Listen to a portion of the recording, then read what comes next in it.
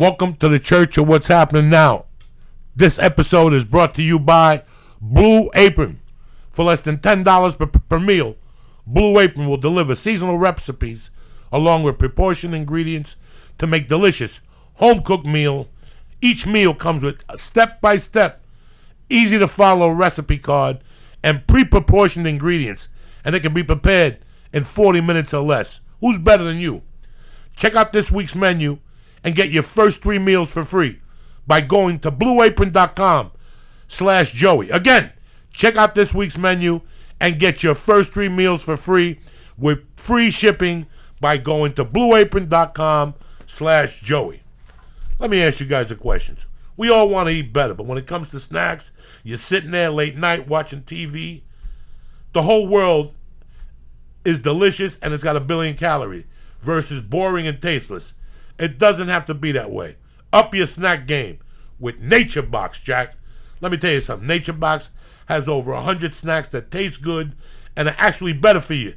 All snacks are made with high quality, simple ingredients, which means no artificial colors, flavors, sweeteners, so you can feel good about what you're eating. And right now, I'm even going to save you some more do-re-mi. Nature Box is offering my family, you guys, 3 free snacks with your first order when you go to naturebox.com/Joey. Again, that's naturebox.com/Joey for 3 free snacks with your first order. naturebox.com/Joey. Also, to my main brothers over there on it, they're over there peddling nature, Hemp Force protein. You got the Shroom Tech Sport. You got the Alpha Brain. Listen, Alpha Brain is so good, they got a money-back guarantee, and they don't even want the goddamn product back. When somebody believes in their product so much, what are you going to do? Go to honor.com right now and press in. Church. Bam! And get 10% off. Let's get this motherfucker started. I'm going to the Onnit gym. Me too. Yeah. Oh, shit. Revenge. What? It's Monday, cocksuckers. Polish that dick and get those fucking socks cleaned up. It's going to be a good week. Need some. What? Hit it. Kick it. Dr. Belisa. Lee Syatt. Here we go. Here we go.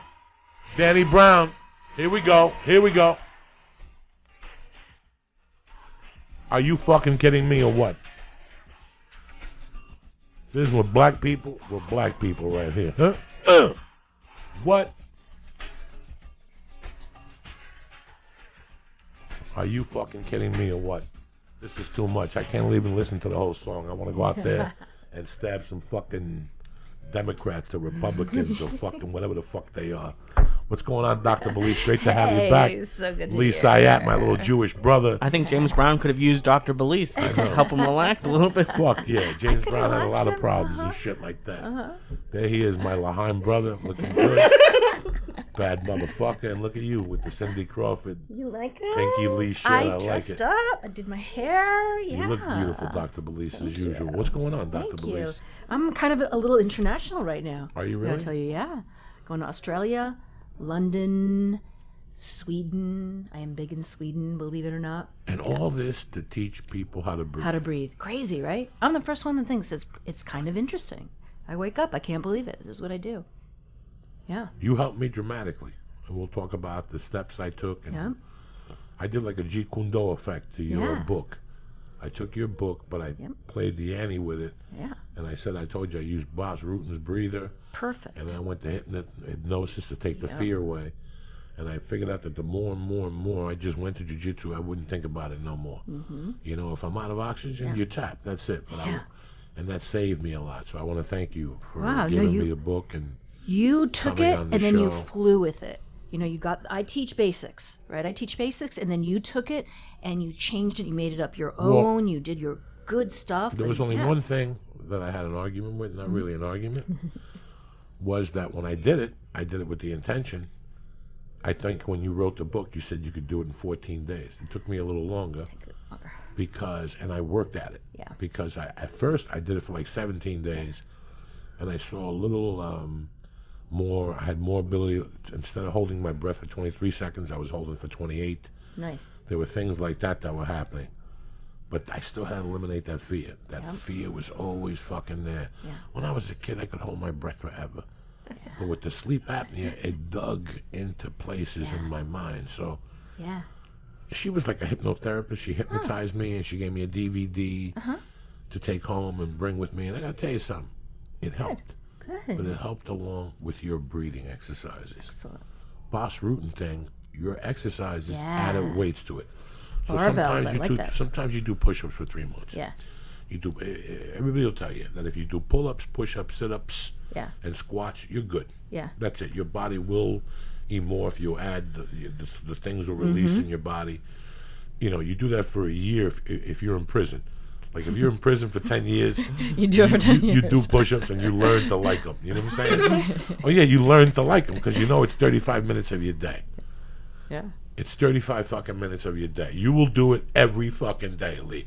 In that little room, you will do 1,000 push-ups. I love that lockup stuff. They were doing stuff like they were filling their boxes with like coffee things. Just the things you do. Oh my god! Like we had when I was locked up, we had a weight set, but it was only a weight set that went up to 180 pounds or something. But these guys made a lap machine. They made pull-up bars. You know, so. But thank you. That's what I wanted to say. Thank you for loving it and taking it where it went for you. And I've given the book stuff. away. I've gotten it back. I've given it to some people in jiu-jitsu, and they've made notes. So there's a lot of great, interesting stuff there. If you're having problems breathing, if you're rolling and you don't know what's going on, and it's just something that you're absolutely right. You're born with the natural ability to breathe, and somewhere along the line, your central nervous system messes it up, and you catch yourself in bad habits, and bad habits are hard to break. It's like smoking a cigarette or excessive masturbation or something like that. It's a long time to stop eating doing ice that. cream every day. You have to get off it. You have to change your mind's way of thinking. Now I know at night I still have the same pattern of breathing. I start off breathing out of my nose in the sleep apnea mask, but I know I'm breathing out of my fucking mouth. Your mouth. You tried tape? Tape over my mouth and just breathe out of my nose. I know it sounds silly, but super simple. But guess what? Someone's going to make a gadget that's a $10 gadget that just keeps your lips together. Why not just use tape? That's true too. What about those mouthpieces? They can work. That's why a lot of guys who wear mouth guards, they will always breathe through their nose because they've been trained, Well, you have those mouthpieces that have holes in them. Yeah. They're on Amazon for like $20. Yeah, if you want to do that. I got to get a fucking mouthpiece. Somebody clocked me in the eye the other day. Look, I still got a black eye. It was tremendous. It felt great. How would a mouthpiece help with the eye? Huh? Because if they can kick me in the eye, they can knock you in the tooth. You're not following that thread? If he would have kneed me in the tooth, I would have been a vampire without a fang right now. You know what I'm saying? I'm just fucking saying. A vampire without a fang. Yeah, a vampire without a fang is like a fag without an asshole. No. It ain't gonna work. You know what I'm saying? You have a great TED talk or TEDx talk. I got a little TEDx talk. Yeah, it was, and like one of the more interesting things, and you were just talking about it with the way that you breathe up and down. Oh, Jesus Christ! This kid, you know why? Because he eats hummus. He's got, I told you, he's got a stinky neck. What the fuck is that? He's got bugs all over him constantly. I can't even kill that. Constantly. He's got bugs on him and shit. There's a bee right now or something on the thing. Last week he had a bee that came in here. That's a bee. That's like a roach or something. Yep, I think it's a roach. Why do you think it's going to you? Because that sweetness of that fucking war juice you drink, that hummus, oh my God, comes out of your fucking pores. Am I like the mummy? I can't wait to go on vacation with you. You get bit by a million mosquitoes, Oh. and everybody else don't get touched. I shouldn't have even pointed it out, but it was coming my way. Shit from the hummus. It attracts all those scorpions. No, it doesn't. Yes, it does. That was a fucking scorpion. There's not even scorpions in Southern California. And you got a fucking scorpion on your fucking table, like a spider scorpion. You don't see it by me. You don't see it by Dr. Belisa. You know why? Because it's that combination of that fucking Korean fucking bullshit mixed with that fucking fungus hummus stuff. Hummus looks like the stuff I squeeze out of the fucking pimples on my neck. Stop it. That's what hummus is. Someone's eating hummus right now. Right you just now. ruined it for me. Fuck them. That's what they get on a chip. That's that pimple juice on a fucking chip. Oh, stop it. A bunch of ISIS are squeezing pimples in your hummus right now. That's why Trader Joe's always has a recall. Where did that even of come hummus. from? I think it just appeared out of the It's table. the truth, because that's what comes out of you. They smell you a mile away with that hummus. That's how we bombard those people in fucking Tehran and shit. Wherever the fuck countries. They have like a hummus-seeking missile? Yeah, they have like a hummus smell. The warmth from fucking hummus. It's called an HSM. Anywhere where there's ants and bugs, there's fucking hummus. That's the problem. I fucking hate that shit. It's like a podcast really like do. no other. If I was Trump, I would ban hummus and really make these fucking people go crazy. No travel ban. Just ban A fucking hummus ban. hummus. Thank God you're not his food advisor. Oh, that'd be the first thing I'd ban. I'm going to start writing him letters tomorrow. You want to get rid of these fucking people? Fucking ban hummus. All these knuckleheads. We should will get you leave. like the head of And the I'm not FDA. talking about just people from the states that are on the ban list. I'm talking the rest of you fucking Gentiles that are eating hummus. Jesus died on the cross, so you wouldn't have to eat hummus. And here you are eating fucking Here you hummus. Jesus got stabbed 90 times, beat up for 12 hours, so we didn't have to subdue ourselves to eat fucking hummus. Jesus took it in the fucking heart and sailed away because he couldn't believe after he took the beating he took and he died. You motherfuckers are still eating hummus. What were those people wearing? Sandals. All of them eating hummus, having a good fucking time. I gotta stop smoking. Is hummus bad for you, Dr. Belisa? That's what the world needs to know. You know, hummus is chickpeas, so it depends how you feel about chickpeas. If you don't like chickpeas, you're not going to like Listen, hummus. when I came from Cuba, my mother married this dude named Juanito Cuatro Viento, and I loved him like a Cuatro father. vientos. That was his name because he had 4 brothers in Cuba, and they would all kill you. Juanito Cuatro Viento's favorite dish was garbanzo frito. So he would take those fucking garbanzo beans you fucking Gentiles eat just like that out of a can, you fucking animals, and he would take those up and he would fry those up with chorizo, real Spanish chorizo from Spain, with onions and green peppers. You have no fucking idea what I do right now. I used to tell him to go fuck himself whenever he cooked that. I ate it for like a year, but then out of my hate for him, I started fucking blockading it. Like I put like a fucking embargo on it. Like I wouldn't eat none of his meals no more, except he made un camarón enchilado that you had to look at him and call him mister. And I mean, people, dog, this mother, listen, I hated him, bro. I You're hated like him. Cuban hummus. I hated him, but every time I went to New York, you bet your ass if I didn't show up at his house with 3 pounds of shrimp.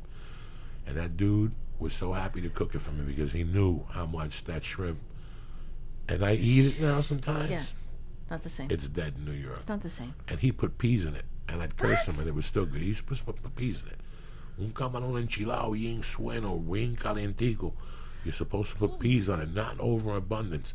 It's like when you eat arroz con pollo, the last seasoning of the peas, the ones on top with the beer. You put the beer and then the fucking peas on top. Let me tell you something. That dude made a garbanzo frito, and for years I ate those garbanzo beans because they were fucking delicious with the chorizo. And I stopped eating them. And today, I would give a finger if he came back from the dead. Like if he came back for 24 hours from the dead and came to my house, I'd have him cook fucking chorizo with the fucking garbanzo beans. But that's the only fucking garbanzo bean. Just mash it up, and then it's a Cuban hummus. It'll be spicy quinoa. No. What am I, Felipe? I don't eat that vegan. I don't eat that vegan shit. I don't think Felipe would. It has chorizo in it. It's like the opposite of vegan. It's opposite of vegan. Oh, you got me thinking about arroz con camarones. My dad made some arroz con camarones. Yellow rice. Oh, yeah. Yeah, the yellow rice arroz con camarones. Camarones and peppers and... Oh my God, that shit's a fucking nasty. Some of that Cuban food is really fucking good. Fantastic. But in the words of Rudy Sarzo, you do that for a week and you get on the scale and you fucking cannot believe the weight that you put on. It's like different calories than other food. It's exponential calories. I can't, listen, let's be honest. My favorite Cuban dish of all time, and if anybody knew this, you'd agree with me, is bistec palomilla. That's the thin steak that they beat up with a hammer. And they put these seasonings on it. White rice and black beans with raw onions on the black beans and rice. For that, I could eat that every night. Let me tell you something. If I lift weights, 5 sets of 6, behind the neck, squats, I would get ginormous eating that food, the steak with the white rice and the black beans. The Cuban food makes you lift. If you lift with Cuban food, oh, garbanzo. What's that thing they make? Ajiaco. That stuff is pure protein. That stuff gets your dick. But I went to the hospital when I was 15. I had a lung infection. I was spitting blood and I had something in my lung from paraquat. But when I got out, my mom felt it was part of my diet. Because at that point, I was cooking for myself, and I was eating the same shit every night. I was eating fucking steakum with white rice, with white bread. Listen, dog, I'm the only Cuban that could eat. I could win the fucking record for eating Wonder Breads. Do you understand me? I love Wonder Bread. I don't Okay, give but a not fuck. rice. Okay. I love white rice too. With steakums? No. That's disgusting. Okay, that's what I was I would checking. take those Ore-Ida French fries, the crinkle Oh, cut, nice. Dr. Yeah, yeah, Belisa. yeah. Uh-huh. You put those in the oven, a bunch of those. You put heavy salt and pepper with some ketchup, with a fucking fried steakum with American cheese and some onions on white bread. Was the white bread bimbo? Remember that white bread? No, I'm a fucking Wonder Bread. Wonder Bread type of motherfucker. Yeah. I'm I think loyal it's to- closed now, isn't it? No, I still get the wheat white and I get the wheat. Wonder Bread has wheat? Yeah, Now that Well, it's doesn't like- even sound and they have right. wheat that's white. Yeah, that's what I thought it was. They have wheat that's white bread, and then they have a wheat bread. And for eat breakfast, I skip all that shit. Yeah. I throw away bread every week. I feed the pigeons and shit because I just want it at the house. So I like the 21 grain, multi-grain bread for Yeah. breakfast with an egg. That's good shit. Yeah. Not a lot of carbs. Good for you. You Whatever. change your breakfast. Every time I see you, your breakfast has changed. You change it around a little bit. I eliminate the bacon now. Yeah. I Yeah. eliminated the bacon. Yeah. So there's some days I have 2 eggs with 2 pieces of toast with Yeah. butter, bam. Or 2 pieces of white bread with fruit and scrambled eggs. That's my breakfast. I'm getting, between all this food talk, I'm hungry 10 now. o'clock, a protein shake. Yeah. Beyond pretty good protein shake. And then lunch, something small. Whatever my wife gives me, I try to take. Yeah. My appetite shrunk the last couple of weeks. I wanted, I'm getting older. Yeah. You don't want this much meat on you when you're late 50s and shit. So little by little, not you, I'm talking about me.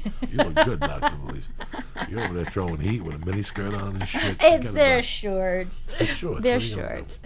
So now you're training more people. You still, like, sometimes we speak and I get off the phone and I'm really in shock of the type of people you train. Like, fucking Israeli fucking Krav Maga guys. You taught them how to breathe. Yeah. These guys are supposed to be the best of the best, and they don't know how to breathe. don't Nobody teach it. teaches you. Listen, few jiu-jitsu people, except for Nick Gregorius, BJJ Brotherhood, have a special tape just for breathing. But you could walk into any jiu-jitsu school, and they don't dictate a day or two to jiu-jitsu breathing. The reason why I go to drill class is because drill class will teach me the movements I need and when to breathe. So I could think about it. Number 1, 2, 3. Right here I'm breathing. I'm not breathing. That's how much I had to take it Yep. so I could learn how to breathe. Yep. But the breathing was not the only thing, Dr. Belisa. It was that fucking fear. Yeah. That every time I grasped for air and I didn't get it, Yeah. the world was ending. Well, think about it. Every night you went through that with the sleep apnea. So it was deep. Oh, That was deep. But if you get, if you get told to use a sleep mask, the CPAP, use it. There's a lot of people that don't want to. Use it. look at this chick. She died from sleep apnea. That's the truth. You know why? Because number 1, when you get on a plane, the air is thin already. You want to fuck around with drugs on a plane? Whether it's coke or fucking... And I did it. For years I did blow and flew and drank cocktails up in the air. But you got to realize something. At 60 years old, she had heroin, cocaine. The chick who just died, Star Wars, Carrie Fisher. Yeah. 60. Okay, then she got on the plane and fell asleep. Okay, when you get on a fucking plane, if you got sleep apnea, let me tell you something. Don't fucking fall asleep. I got thrown off a plane one time in Newark because I fell asleep before the plane took off. In those days, those chairs, once I sat back, I would fall asleep. Yeah. My neck went back and I started going. And they fucking woke me up and said, "You gotta get off the plane, dog. You scared the shit out of everybody. You're like a fucking Halloween mask. You scared I was 400 pounds. I remember one time I was in Dallas and I was doing a tour. And we had to get up Saturday morning. This was like a sign. This is 2004, maybe. I had done Mad TV, maybe Spider-Man 2, and a couple other things. And this producer called me, this black promoter. He wanted to call it the Latin Nights of Comedy. And you had a blow up tent in the back that had like a castle to it. It was a joke. Every show we did, he always came to your room later on, and if he told you 800, it was 650 now because he didn't sell enough tickets. One night I got a knock on the door from the radio people. He never paid the radio people, and he ran. It's on your seat now. Now it's on your seat. No. Now it's on your chair. Oh no. Lee, I'm telling you. Go get it. That's it. You got to stop eating hummus, Lee. Maybe Dr. Belisa eats hummus. No, it's you. It's you with that hummus. It's trying to get back to me. You're attracting roaches and shit. God damn it. This is what I didn't fucking want me. God damn it. You eat that fucking pizza at night? I threw that pizza away, god damn it. Oh, you didn't. You ate that pizza. No, I didn't. I have the camera here. You ate the pizza. Jesus Christ. Maybe it's the fucking weed that falls on the floor. Roaches don't come to weed. Trust me. It's that fucking hummus that comes out of your pores. Oh my god, I got it in my yard. That you smell like a fucking sweet cake for these fucking things with that eating that shit. Last week a bee came in and went right to him. There was a spider on him that landed on him about a month ago. Are you seriously? Why do you think all these things happen? I don't know. Maybe Because you're that putting the milk fucking- on me. Why? It's you. Because that thing comes out of your fucking neck, that hummus smell. Like I me told smell your that. neck. Smell his neck. It smells like hummus and shit. I wish I'd move to Israel right now. Don't blame the Israelis. No, I'm saying I'd move there right now if my next smelled like hummus. And a nice little IDF girl. So when you go to Israel and you teach a Krav Maga guy like a whatever he was Yeah. like a high artist. Yeah. He was head of the American Israeli. And Krav what were Maga. his problems? Like what? Not for you to discuss some No, of these no, issues. it's totally but no. It's fine. He actually, gave me an endorsement and was really into it. But he was breathing. Inhale, he went up, and exhale, he collapsed, which is what most people do. They go inhale and they try to like get taller and puff up their chest, and then they exhale, they collapse. And think about it: if you just collapse when you exhale, you're not getting carbon dioxide out. So you need to completely change the framework that you breathe, and breathe the way you did when you were a little kid. When you were a little kid, you were fine. That's when people say, oh, breathing is natural. Yeah, till you're 5, and then you screw it up. And then, so you have to go back and think like, okay, how does my diaphragm work? It works so that you inhale and you expand your body, and then the exhale should be your body narrows. It shouldn't be up and down. Why are you using your shoulders to breathe? You got a diaphragm. That's like a huge muscle in the middle of your body. That's supposed to make you breathe, not your shoulders. Doesn't make any sense. But we screw it up. And we breathe just enough to live, but not really to get all the oxygen we need, to use our diaphragm so that we don't have back pain, so we don't have digestive problems. It's all part of it. It's all part of it. I could tell how much breathing has changed my life. Working on it has changed. My color's better. Yeah. Your exhale's great. Yeah, now, everything. too. Now when I finish class and I do a litmus test, Yep. it's always at that fucking light green. It's very nice. Perfect. Yeah. It used so to be good. black. It was It used crazy. to be fucking black. He would lick, so it's a pH strip that looks at the acidity inside your body. And Joey would lick this, and I couldn't believe the thing would go from yellow to black. Black. There's nothing but THC smoke in me. And I would tell people that when she'd put needles in me at acupuncture or cut me, Dr. Amy doesn't get high. She got no reason. I got a relationship with Dr. Amy of 10 or 11 years. Dr. Amy got no reason to lie to me. Dr. Amy would tell me how much weed I was smoking. Wow.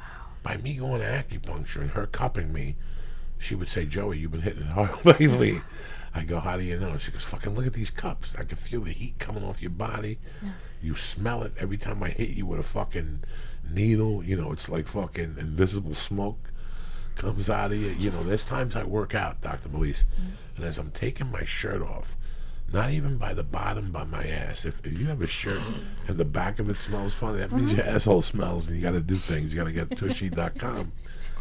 But like when my back, in the middle of my back, always has a weird odor for it for years from detoxing. Yeah. God knows what comes out of your body. Kidneys are down there too. We found this shirt one time when we moved up here 9 years ago. We found this shirt of mine that was hidden. That was when I weighed 418 pounds. It was one of my favorite shirts. It was a white 6X shirt that I bought in Texas and shrunk it to fit me. At that time, I was like a 5.5X. Maybe a 5X. How do you shrunk it half the size? And Dr. Belisa, it was amazing to see that we looked at it. Me and my wife pulled it out. She goes, "Do you want this shirt?" And we both looked at it. And you could see what I was doing to my life at that time. Wow, that's with intense. that shirt. Every other shirt from that time, my wife bleaches shit. Like, I like my shit clean, you know? Like, I like my shit clean. My wife knows, in my house, don't be skimpy on the soap. Who gives a fuck? Soap is what? $4? Buy soap, add soap, put vinegar in with the geese to kill the Vinegar? smoke. Yeah. My feet with that fungi toenail, put 2 cups of vinegar with those. And add those to my underwear, too, because God knows what comes out of my asshole at night. You know, you got to add 2 cups of vinegar. I never even thought your laundry routine. Oh, it must be crazy. Yeah, I got a fucking heavy Yeah. duty, but I looked at this shirt, and this was a really sad time in my life because I was doing blow. I was not drinking water. Forget about breathing right. I didn't even know you had to breathe. And I was doing blow and smoking cigarettes. First of all, you had to see the armpits. It looked like a coffee filter. I'm embarrassed to tell you guys. The armpits looked like that's what was coming out of me in those days. It was pure black. And not even when you were working out? I was not working out in those days. The only time I sweat was when I did cocaine. There was no working out. I was 418, Lee. The only time I sweat was when I did an 8-ball and jerked off and couldn't get my dick hard. I'd be pounding like a monkey for 10 That's a minutes. sentence. The only time I sweat. Yeah, it was when I did blow. I was like a recycling blow machine. I would snort blow and blow would go out and it'd be fine. It was fucking embarrassing, Lee. I'm embarrassed to tell you this right now, but it's a reality. But if you saw that shirt, we both looked at it, folded it, and threw it in the garbage like that life is dead. Were there Leave like it there. cigarette holes in it and stuff No, like no, that? no, no, No. no. It Just was the armpits. Just if you looked at the armpits, and it started here, like it was yellow, and then the more you went closer to the armpit, it was like brown. Let's face it. They And were your lymph is between in there. That's an important place in your body. Between the nicotine and the cocaine and the eating 20 eggs and butter and God knows what else, you know, that's what happens to your body, man. I wonder how long, not to be morose, but how much longer you would have lasted on that road. Like, was it going to be a week? Was it going to be 2 weeks, a year? 46, I would have died. If I was 2 years away from dying from the blow. And how I knew this was I was starting to get pain on my spinal cord. I was starting, at night, once I'd do like a gram of coke, once after that, I would get sharp pains in my spinal cord. That would be like somebody zapping me with those guns. Oh, yeah. So I knew something was going on. I didn't know what once I stopped doing cocaine, Yeah. I never got it again. You got to imagine that when you do coke, your blood pressure rises. Oh, yeah. So in those days, I was walking around 180 over 160. At 418, I was walking around. I would go to the doctor, and they wouldn't let me leave till my blood. Sometimes I had to sit there for 45 minutes until my blood pressure would go under 140. They would give me like medication, extra medication.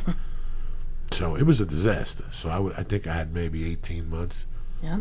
before she would have found me on the floor. I would have had a heart attack from the blow or something, a stroke.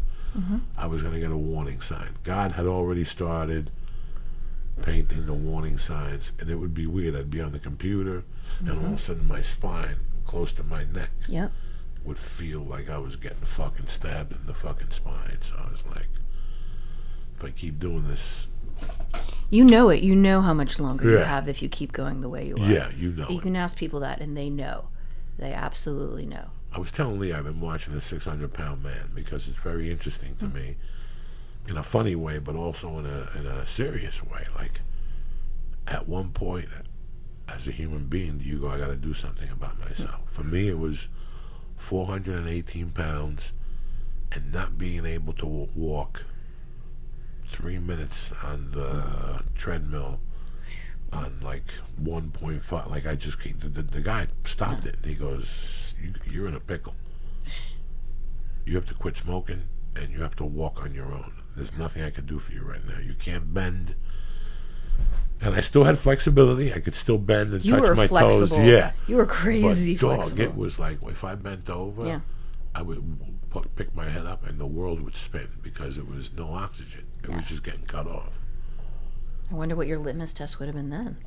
You'd have been off the charts. It was terrible. I was terrible. always pre-diabetic then. I was Oh, yeah. always on he would always go, you come in here one more time like this, I'm going to have to put you on medication. It was scary. It was really fucking scary. I had a guy come in to see me years ago as a therapist, years ago, like 10 years ago. And he said, you want to talk about this and the other. And I said, well, we need to talk about your weight. He was a very big guy, and I had a scared feeling. Like, I can tell things about people depending on how I feel. And I looked at him, and I felt scared for him. And I said, we got to talk about your weight first. We can talk about the other things, what happened today, so on and so forth. Let's talk about your weight. But I really, I was really firm. I was probably too firm. And I said, we have to, because you're on the brink. I can feel it. I know it.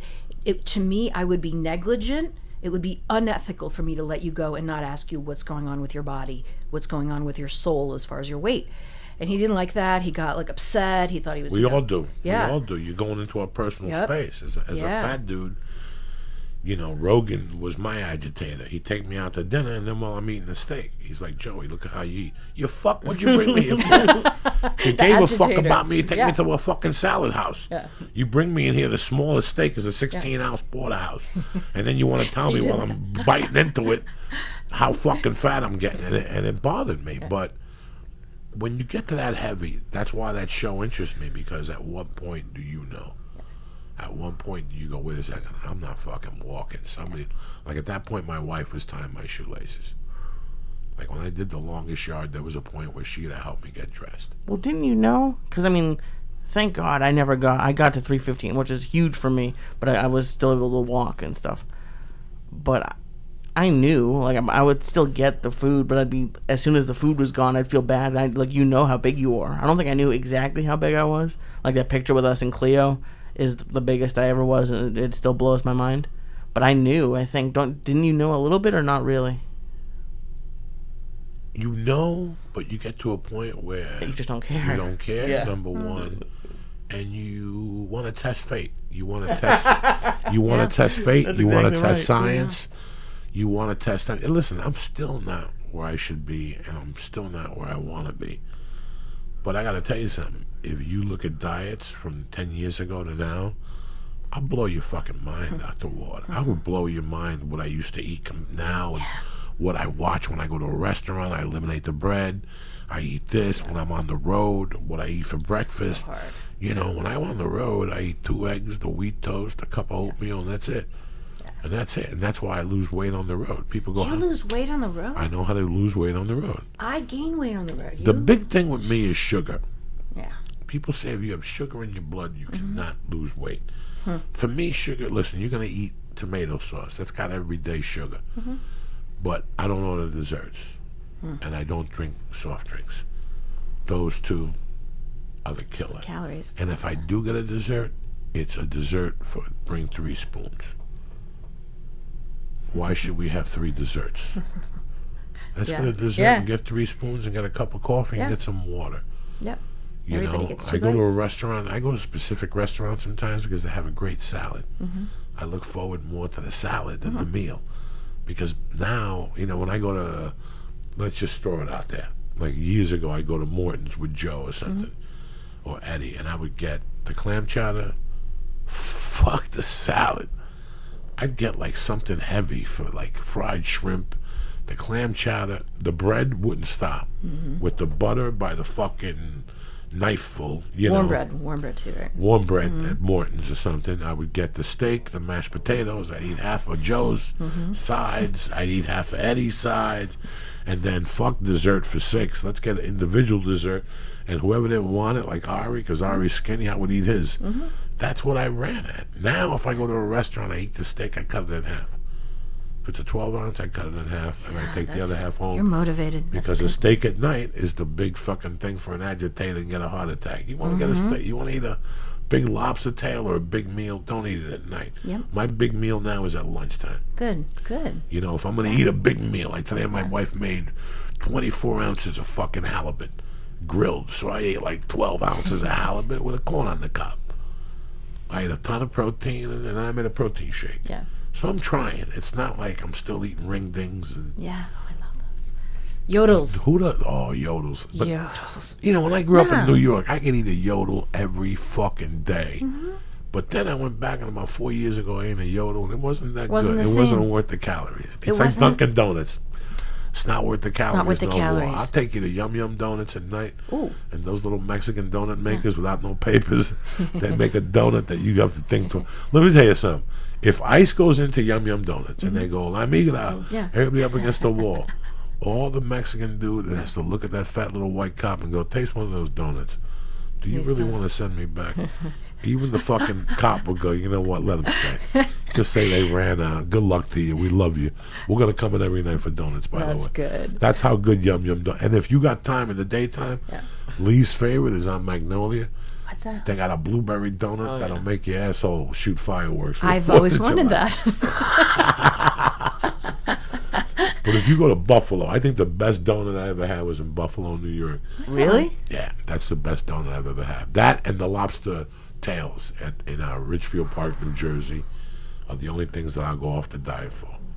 When I lived on the Lower East Side, Manhattan, now I'm on the West Side, I lived by a place called the Donut Plant. That was, I lived, can you imagine living How next door horrible is that? It's to the horrible. Donut Plant? It's horrible. You could start a tab. When you got a tab at a donut place, Yeah. it's not going to end well for you. No, Have you tried a cronut? I have not. Oh, that sounds. I don't want to like anything else. Me neither. See, You I'm know, just like, saying. I don't want to like That's why I never anything tried ecstasy.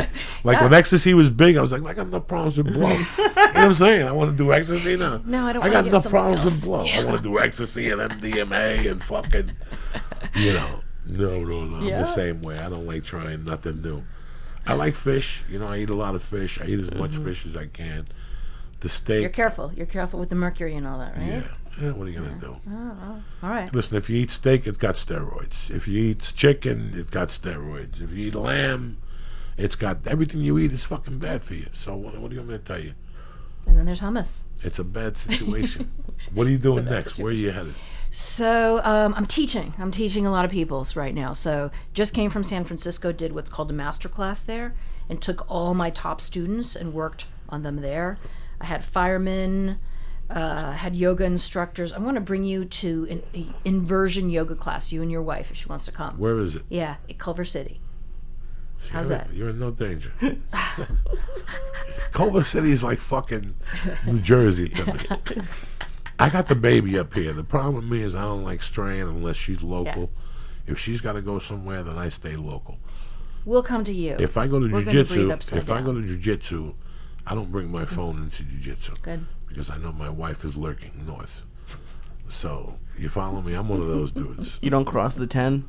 I don't cross the 10, dog. That Culver City's a motherfucker, dog. Yeah. Unless you go out like 11 o'clock in the fucking morning or something. And when, you know what I'm saying? Like, when the fuck?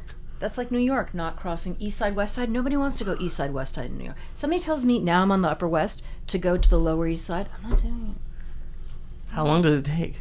Is it crazy? It's not, I mean, the traffic here is just, you know. You don't do the subway? Where do you think the I do the traffic subway. is worse? Here or in New York at this point in your life, right now? Here because there's more space. The traffic in New York is not that bad. If you avoid 2 or 3 streets at specific times, you're fine. And the subway's so good. The subway is so good, it doesn't even matter how Let me much tell you traffic there something, is. man. You gotta have balls. Every time you go on the subway, I love the you subway. gotta go on the subway like you're 50. It could be your last day. Every time you go on one of those New York subways, it could be your last day. Look how different it was, the subway cars in the 70s, though. You remember those crazy looking cars full of graffiti? They were disgusting, but that was the art. That was the flair that New York had. When you got on the train in the 70s, it was hilarious. At 8 in the morning, you got on the train and you were having a bad day. You got off that train going, you know what, man? My life ain't that bad after all. Because either you had the heroin people on the train that would drool. Lee, they used to be on the bus too, Lee. The number 1 bus from Jersey City, North Bergen. We'd get on there as kids and there'd be a heroin guy. And the first time those seats emptied next to him, we jump in them, we start throwing spitballs at him and shit till he woke up. You have no idea how much heroin people, entertainment they are. Because when they wake up, they try to look at you like they're not on heroin. And they don't know that. They think that they got you fooled. But they'll try to like be all sharp, and while they're doing this, while they're scratching their face, they'll just fall asleep again. Then they'll fucking wake up and shit and like make believe like, what time do you have? What can I borrow your daily news? Like you're really gonna fucking read it. And why are you torturing Because heroin why people? not? You're 12. You're 12. 13. You got to torture. Or you had the in the 90s, early 90s when I went back to New York. You had the people, you got on the train, and right before the train closed, one skinny black dude got out. And once the train took off, he go, "Can I have your attention, ladies and gentlemen? Can I have your attention, ladies and gentlemen? My name is Leo, and I got AIDS. Not only do I have AIDS, I have sickle cell anemia, I got diabetes, I got the flu, I got a headache, I got a toothache, I'm missing a finger, I'm a veteran of Vietnam, I'm missing a foot, I got Agent Orange, I got syphilis, I got a hernia, PMS. I got PMS, I got diabetes, and all I'm looking for is for a little donation, brother. I'm gonna pass a hat around." And then while the hat was going around, Lee, he busted out into song. About all of his ailments? Huh? Or what would he What sing song about? would that be? Like some I got song it. about happiness. Yeah. Sunny day, sunny day, sunny day, sunny day. It's gonna be a sunny day because the people on the train are gonna make my sunny day. And he would sing, and people would be going, "Oh no!" And he'd get like $1.50, and he'd go, "Fuck you, motherfuckers!" And he'd jump over to the other train, dog. It was, and right there, you walk off that train going, "You know what? These $3 in my pocket, they don't feel that bad now. I don't feel that bad about having $3. No, I guess not. Now you're gonna get on the train. When you're and fighting they homeless, do have yeah. cops at every platform, which Yeah. helps. I'm just so paranoid of all that shit. I understand. When I'm in an airport now, I'm fucking scared to death. I don't like standing in the front of fucking airports no more. Like usually, you get to an airport, you're 3 hours ahead of the game. You check in, they take your big luggage. You sit there, you go, "I can go inside the airport, it's a sunny day." You know how you used to stand outside over in LAX now? After 3 minutes, you'll leave because there's a guy that walks by you with a fucking machine gun the size of fucking Rambo in 1985. And once you actually see that machine gun 5 feet from you, it does something to your heart, dog. It dampens it. It's not a fucking TV show. This is real life. The other night I went out. I checked in early. Last Thursday when I went to Kennedy, Kennedy Airport. I got to LAX in 10 minutes. There was no traffic at 1:30. I checked my luggage. I went outside. I was outside 5 fucking minutes. And 2 guys walked in front of me with fucking guns that could kill an ant. But when you want to be near them if the stuff is going off? Like, Not at all. I don't want to be that close to a fucking weapon going off ever in my life. Do I want to be near them? I don't want them at the fucking airport. They should not be there why? because we shouldn't be in this predicament, Lee. That's why. Yeah, but people are fucking bringing... They just brought a gun into LAX like a year or two ago. That's that fucking weird... The guy with that rifle. You're not getting my point, Lee. Okay, I'm sorry. When I was a kid, Right. I'd go through the airport and light my balls on fire in the front, and I could feel safe that a car wasn't going to come running through and go and then killing 16 people Right, standing there absolutely. waiting for a platform. It's a I don't terrible stand time. that platform no more, dog. I watch everything now because you have to. You have to. You Yeah, have to it's watch terrible. everything. So, but to see it, it's like have you ever hugged somebody and when you go to hug them, they got a piece? No. Have you ever done Yeah. that? When you go to hug them, they have a piece. It's a lot different. It's like touching somebody's fucking soul. Your whole body gets goose hairs, even if you love the person. Oh, absolutely. You love the person. When you hug somebody, let's say if they're just in New York and you bump into them and they got a piece, and I have friends that I would hug and they'd have illegal pieces on their back, my body would shake. Yeah, I can't even... Oh, my God. You just... I don't need that in my life. You don't know what that's like, Lee, to hug somebody and they got a piece on them. I don't even think my brain would go to that. And they got 2 other dudes with pieces on them. Oh, But you It's the grew 2 up with other them, dudes. so you got to stop and talk to them and hug them, and they want to buy you a drink and talk to you about the weather. But the whole time you're going, this guy's got a fucking piece on him. I know for a fact he ain't a fucking cop. Well, are they And criminals or they just even hang if out? they're cops sometimes, when I see Bobby, I know he's a cop. When I hug him, my hand fucking freezes. Because he's got a piece on him. And your mind goes right to why does he have a piece on him? And what does this mean to me? I don't even think I would even consider it was a gun. Unless I saw it, I'd be like, what does he have in his back pocket?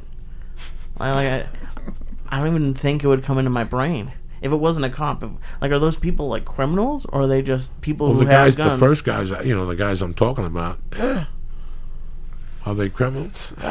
Who knows? I don't Depends on the ask. definition, right? I don't ask. They bought me a drink. They gave me a hug.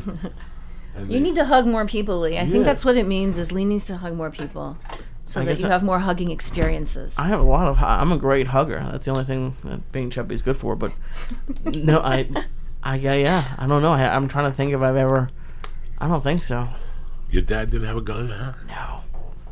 He always dealt in cash, so. Oh yeah, he dealt in cash, but we lived in the suburbs of the suburbs. We had a huge security. We had a security system in our house when I was growing up, but yeah, guns are always tough. We've talked about it before. No, guns are a tough one. But yeah, now I mean, how can you not? Now I'm yeah, I think everyone has to get one now. Almost, it seems like it. You never fucking know, unless you look like Dr. Belisa with the little shorts, with the pink shirt, holding some heat and shit. Holding some heat. Are That's you still a good doing picture. a lot of seminars, Dr. Belisa, the weekend ones? Not as much. Really? Not as much because I'm traveling and just teaching the classes, so I'm not doing as many workshops. So when you travel, like, all right, so you're going where you going? Where's the first place? So back to San Francisco. Okay, so what do you teach there? Miami. That's where you certify people. Certify people. You're running. You know what? I do workshops for warriors. I'm still doing workshops. Okay, you're still doing because I love that class. That class right, makes me happy. class. And people leave there and they hit you back. And they Oh go, my gosh, they're fantastic. Yeah, absolutely. So the Warriors classes I still do. If a gym asks me to do a Warriors class, I do it. Do I do any regular classes? Not as much. Because I just really, there's so many hours in a day and you have so much energy. So I'm like, I can do a teacher's workshop, I can do a training, but that's going to be the whole trip. So. You know, it's so funny how I just got a thought when I was talking to you. What your book did was really, it tightened my game. That's when a system really is supposed to work. It's like I tell people 1,000 times, when I went to Joe Namath football camp, first thing you did when you went to Joe Namath football camp is you sat down, you said hello to Joe, you stretched, and you went, and he timed your 440. He timed your 40. And what they did was every morning before anything, at 7:30 to 8, they would do a running class, and he would reteach you how to run. He would reteach you how to run from scratch, how to walk, take the paces, what's the knee, where's the back supposed to be, where's your throat supposed to be, what are your arms supposed to be doing during the run. It was very basic. And he'd make you practice it 10 times, and that was it. You went and ate breakfast. 10 times on Tuesday, you went and ate breakfast. Wednesday the same, Thursday the same. On Friday, he put you on the line and he said, ready to run the 40? And you ran the 40 and boom, your speed improved by fucking unbelievable. And you sit there and you go, Joe, you're a genius. I'm just saying one of the coaches there would do it, not Joe Namath. But all he did was reteach you the mechanics. And that's what you did with my breathing. In through your nose, breathe. If shit gets hairy, take short breaths so it slows down your heart. You know, you taught me how to do something that I did for blood pressure. I went down there, they were fucking in shock. I was 140 over 120 or 140 over 80. Are you they that were in now? shock. Beautiful. Yeah, they were in shock. But that's what the breathing has done, you know. Yeah. A lot of my thing was not breathing. Like that story I was telling you. You ever get caught in Dallas, Lee? No. You ever get caught at Dallas airport? Oh yeah, around and around. You have no idea, Lee. What happened? Your flight's delayed, and you don't have an hour. You know what happens. And one day I landed in one of those fucking tours that I was doing with that black dude, and we had to go from like Mississippi to Alabama or something crazy, and we had to fly. Something happened. We had to go through Dallas airport. And brother, we had to run for like 6 minutes. I hadn't run 6 minutes since 1993. And now I'm running at 2003 at 400 fucking pounds through that airport. And I'll never forget sitting there. And I'll tell you, Dr. Belisa, for a half hour, I really thought I was going to die in that plane because I couldn't fit in the chair, so I couldn't breathe properly. Yeah. And I couldn't get up to get my lungs. Oh my God. Like, I just feel this bone here now. For 10 years, I never felt this bone. When I lose the weight and I felt that bone, I went to the doctor. And I said, touch that. I got cancer. And he goes, what are you talking about? That's your chest bone. Oh my I go, God. I've never had this before. Touch that, I have cancer. So that's how much fat I had on my chest that I couldn't even feel. So even with all that, my lungs were not really breathing. That's why my skin color was horrific. Because there wasn't enough oxygen going into me. If I would have done the litmus test in those days, it would have just disintegrated.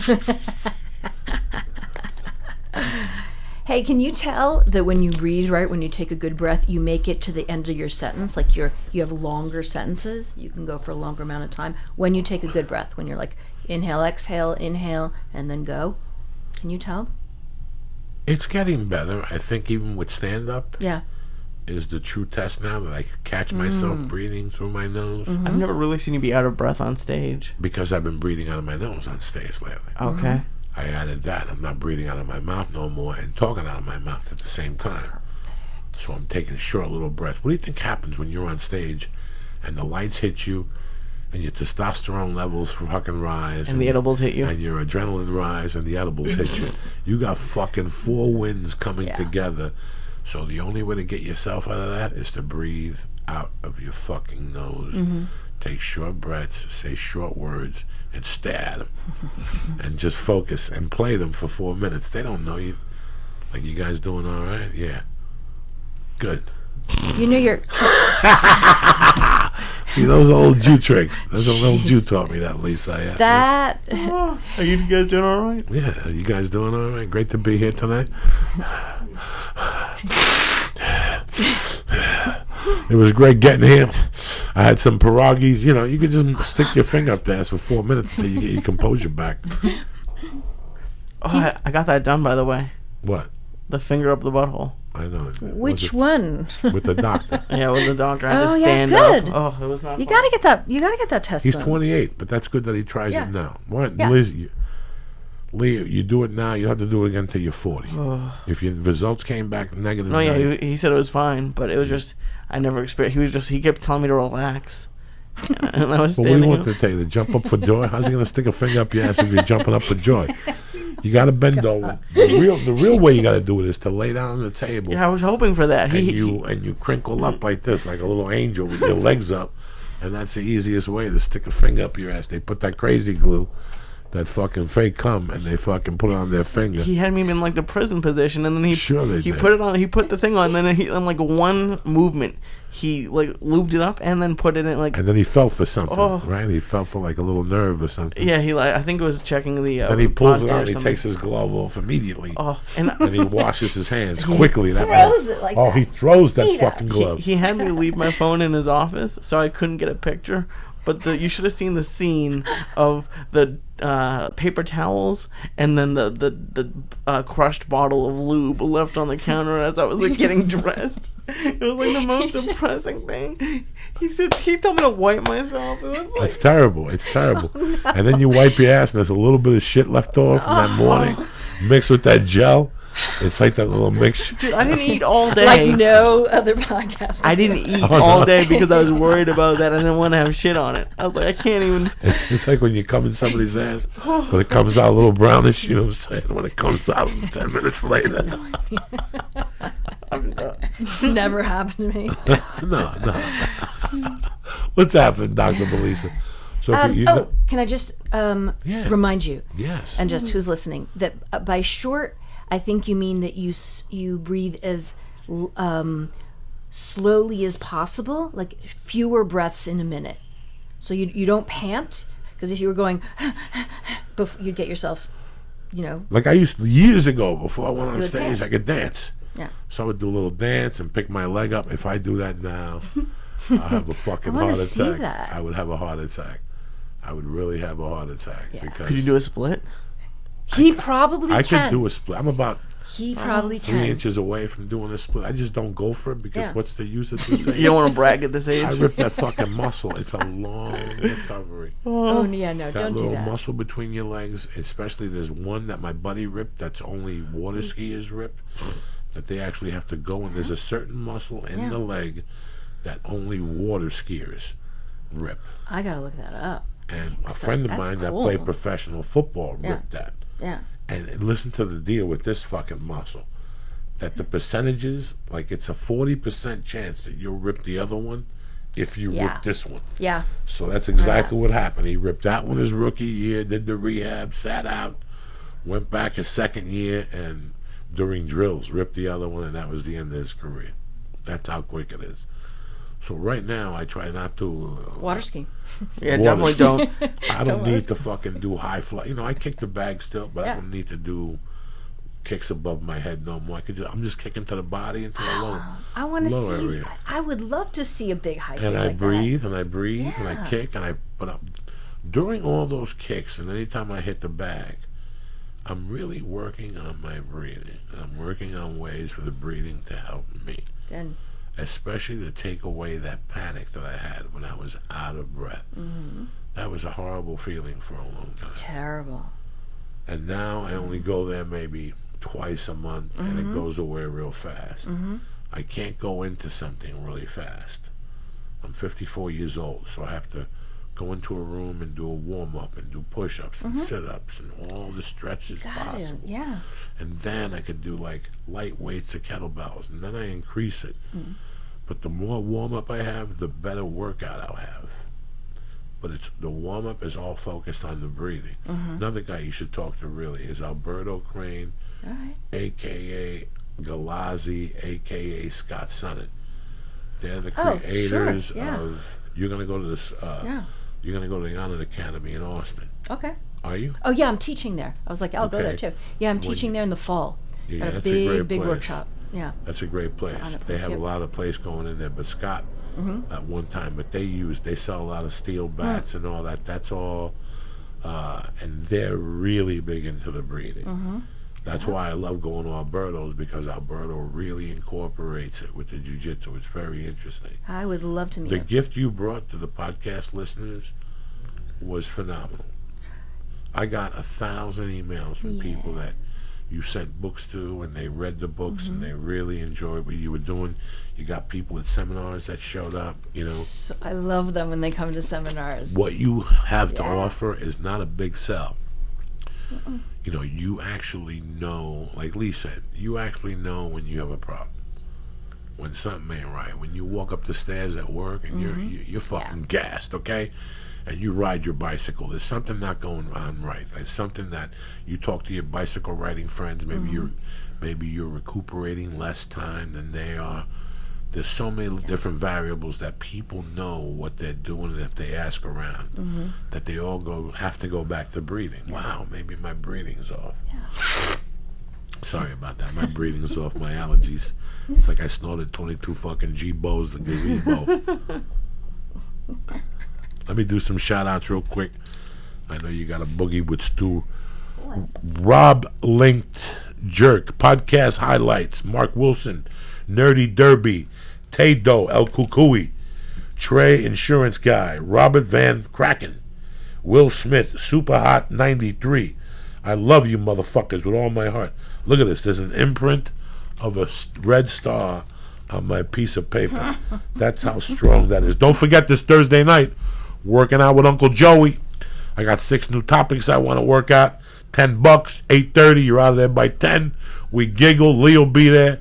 He's the master of ceremonies as usual. And that's it. Then the following week, oh shit, Vegas, South Point Casino, 7:30 show. You're out of there by 9 o'clock. You could go to the 10 o'clock Joe Rogan, and still jump up and down with him and Tony Hinchcliffe. That's the type of motherfucker I is. And I'm doing Friday and Saturday, so don't forget about me, cocklickers. Go ahead, Dr. Amy. What were you saying? He's You were talking about... What was I saying? I'm saying thank you for having me, is what I'm saying. Fucking I love you all the time. Yeah. I think you should This is the travel more. funnest. This is it's the funnest But podcast. let me ask you for something. sure. When you walked in here, you came in here with something very interesting that we should talk about. Okay. Can you whip it out? Yeah. We'll whip it out. Oh, that not yet. Can we? Well, you want to see it? Okay, No, it's the proto. It's we can do it. Yeah, show It's it the to me. prototype. I'm over here It's the asking you to show me that. prototype. Show me that fucking This is thing. you've got the regular book, Yeah. and which I don't know where I put it.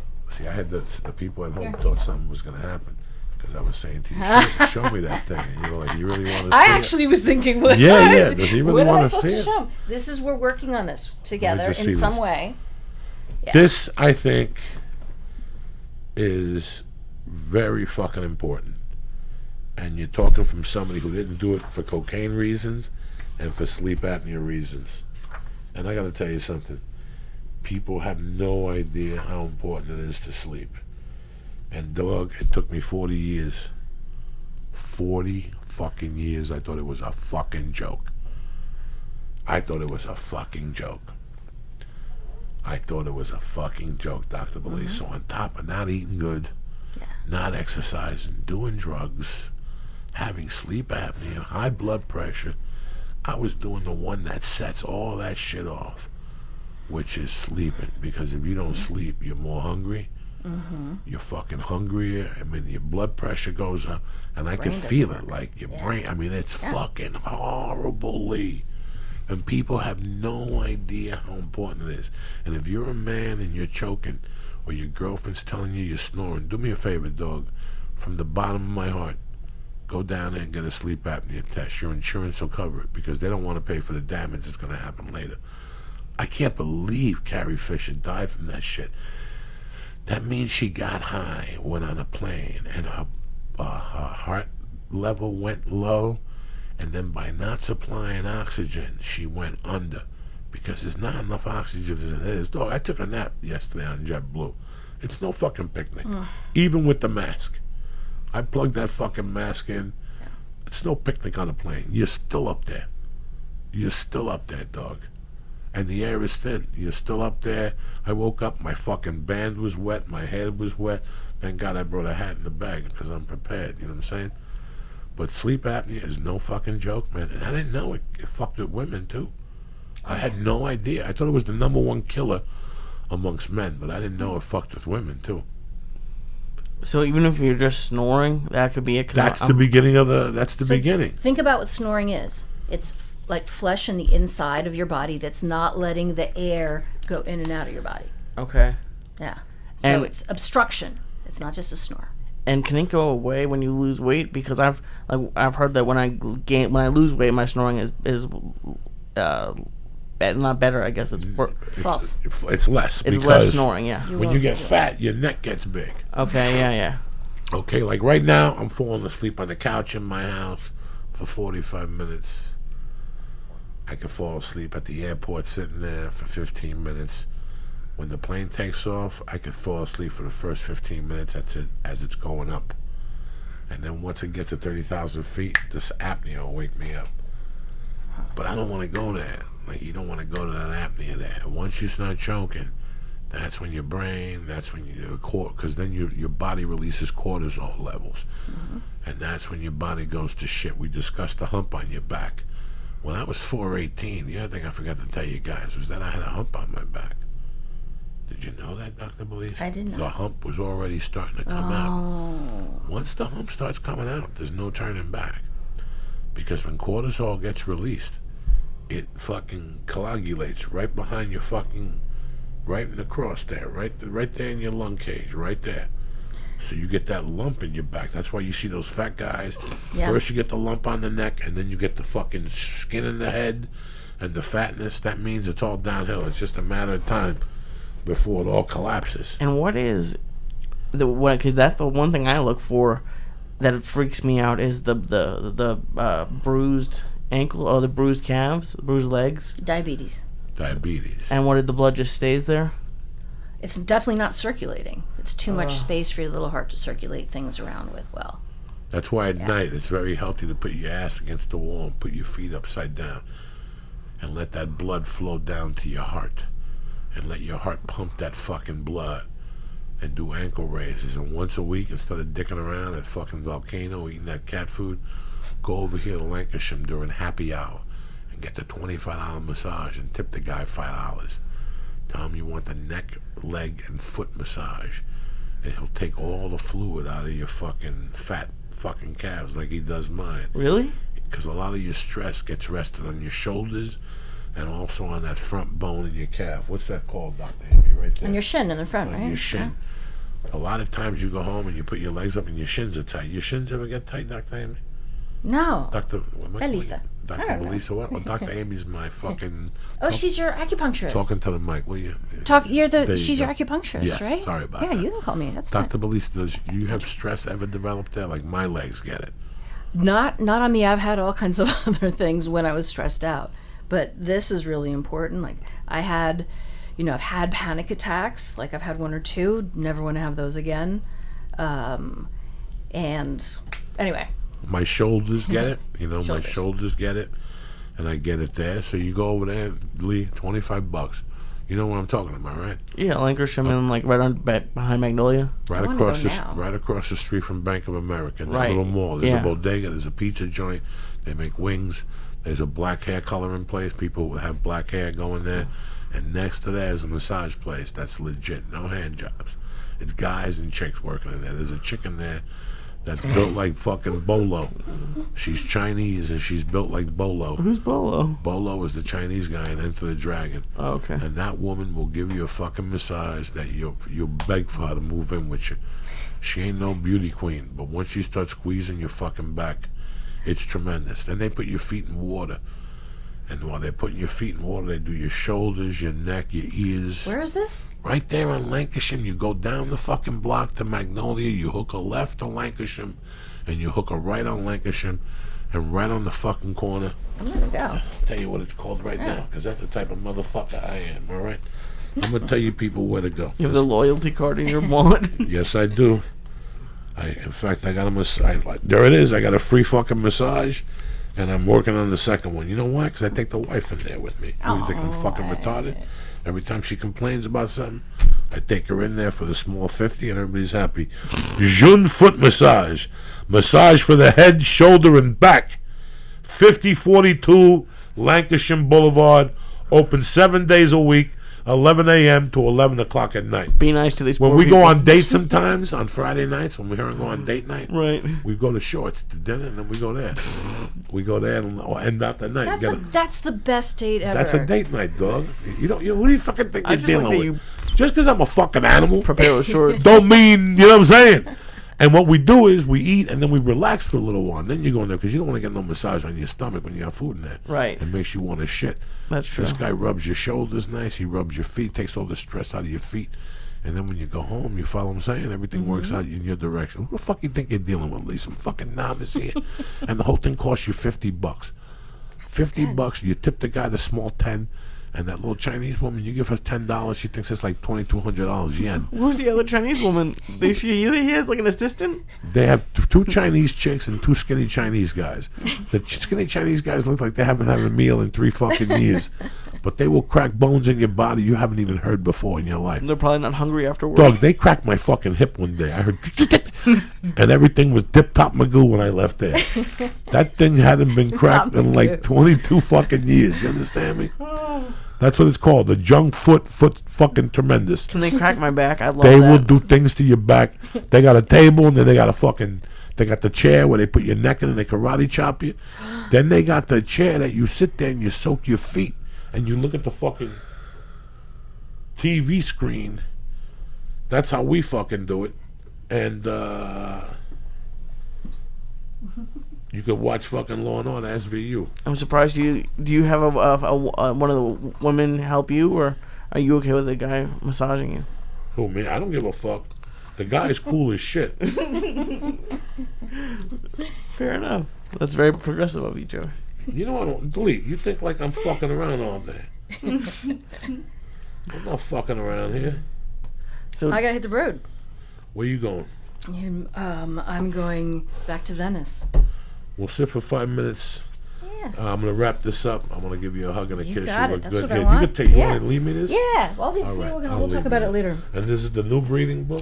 That's what you have that one, don't you? Yes, I do. Okay, good. But this one, look at you. You got have that one too? Look at you, Dr. I don't have Belisa. that new one, though. That's not bad. You got those cute little chubby Cuban feet and shit. For free. I'll suck on those toes and shit. And I'll breathe Es out. tan malo. I'll suck Malísimo. out of your toes and breathe out of my nose. You know what I'm saying? Malísimo. There you go. There's some. We just got the new hit single right there. that's a new chapter in the book. In the next book, Just got a little reggaeton beat to it. You know how we do it, people. Anyway, I'm happy you came in, Dr. Belisa. Oh, Always so a much pleasure. fun. You know I love you. Don't forget to take the Onnit products. Yes. That's why we get sponsored by Onnit. Hopefully And you I'm really excited. enjoy. Yeah. We gave her some Alpha Brain. Yep. We gave her some Shroom Tech Sport. And we gave her the Hemp Force Protein. That's the shit I fucking live off of. love it. So Thank just you. remember, if you want to get turned on to Onnit, go to onnit.com/boom church. and get 10% off delivered to your house. Number 2, listen, we all want to eat better, but when it comes to snacks, we feel like the whole world is delicious and 1 billion calorie versus boring and tasteless. I don't blame you. I do the same thing. Once 11 o'clock comes, I'm starving. But let me include something to you. Nature Box has over 100 snacks that taste good and are actually better for you. All snacks are made from high quality, simple ingredients, which means no artificial colors, flavors, or sweeteners, so you can feel good about what you're eating.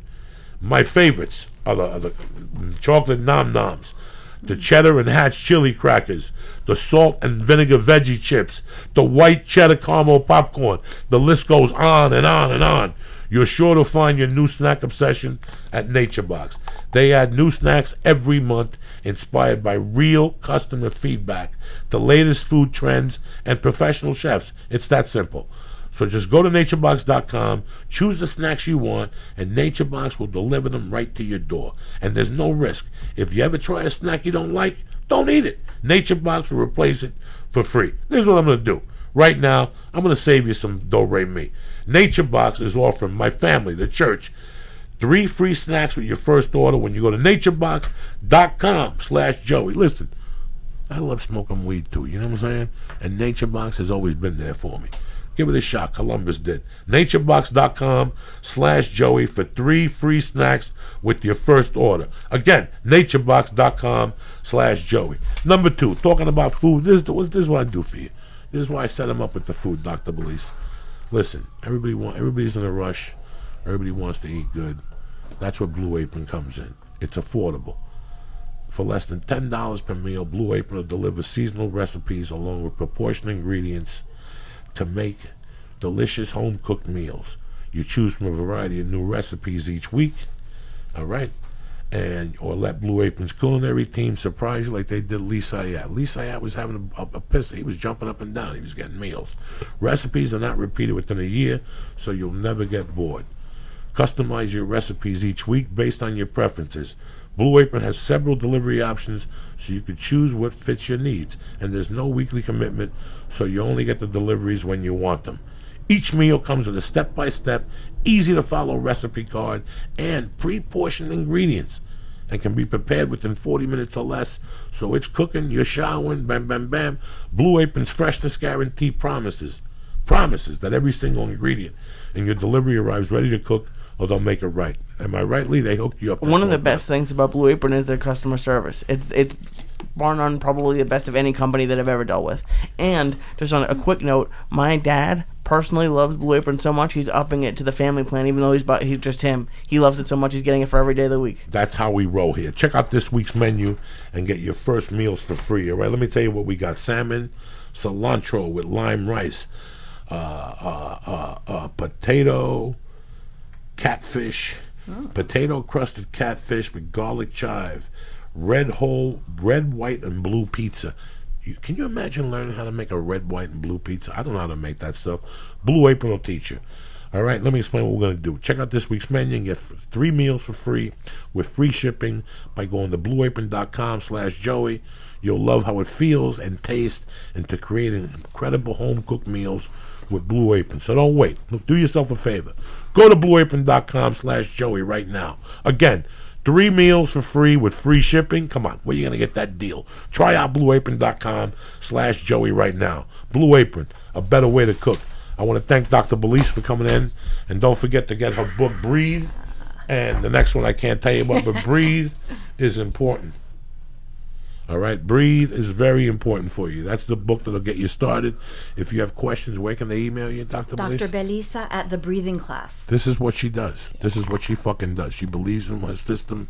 Give it a try. Columbus did. All right, I love you, Dr. Belisa. Love you back. Don't forget this Thursday night, the Ice House cocksuckers working out with Uncle Joey. Kick that mule, Lee. Have a great week.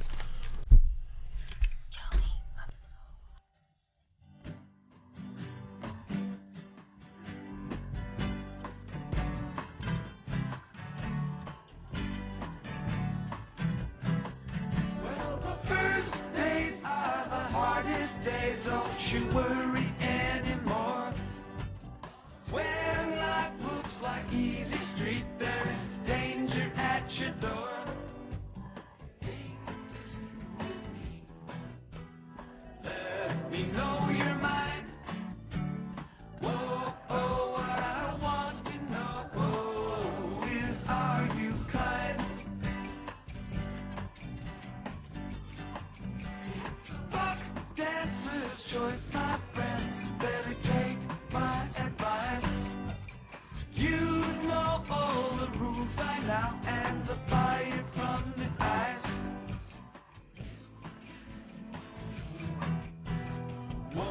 you come with me? Oh, oh, what I want to know. Will you come with me? Goddamn, will I declare? Have you seen the light? Their walls are built of cannonballs. Their motto is "Don't tread on me." Come here, Uncle John's band, playing to the tide. Come with me or go alone. He's come to take his children home.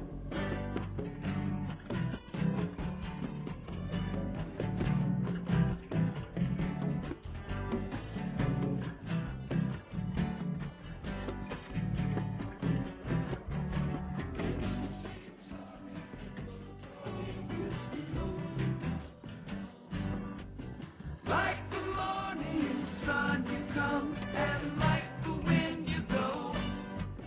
Ain't no time to hate, barely time to wait.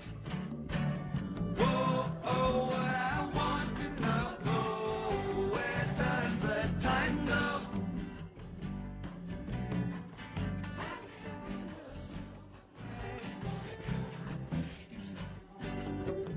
I got me a violin.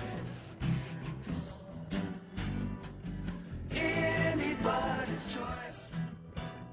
I can hear your voice. Whoa, oh, what I want to know, how does the song go? Come here, Uncle John's band, by the riverside. Got some things to talk about, here beside the rising tide. Come here, Uncle John's band, playing to the tide. Come along and go along, he's come to take his children home.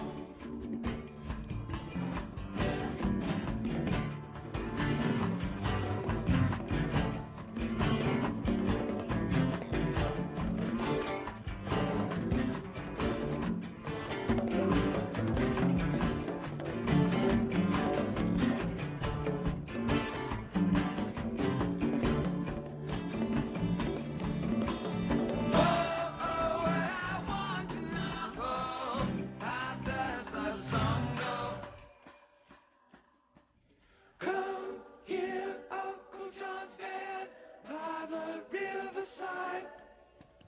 Got some things to talk about, here beside the rising tide.